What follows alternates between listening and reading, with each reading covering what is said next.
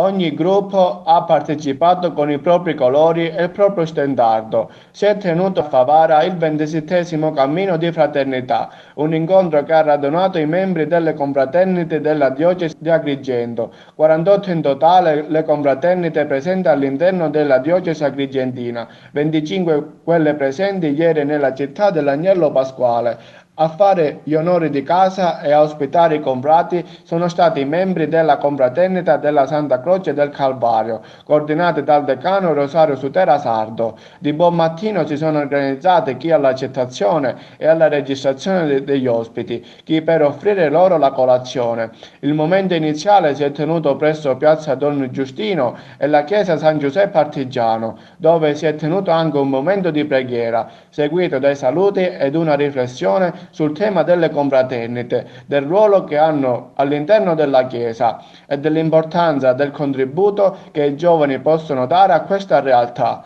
A dare i suoi saluti è stato anche il responsabile diocesano delle confraternite e il superiore della confraternita di Maria Santissima Addolorata di Agrigento, Dino Montalalampo. A seguire un lungo corteo delle varie confraternite, ciascuna con la divisa e lo stendardo che la contraddistingue, a fare da capofila la Santa Croce del Calvario. Tutte insieme sono salite da via Italia per scendere in via Roma e via Vittorio Emanuele, sino ad arrivare infine in piazza dei Vespri, all'interno della chiesa madre di Favara.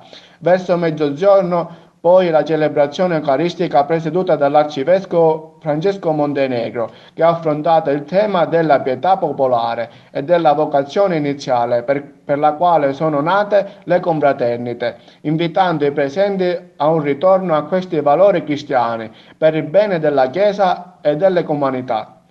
Presenti tra gli altri anche diversi parroci, tra i quali l'arciprete di Favara Don Giuseppe Doriente, il sindaco di Favara Anna Alba, il comandante della locale tenenza Giovanni Casamassima e il comandante della compagnia carabinieri di Agrigento Luigi Garri.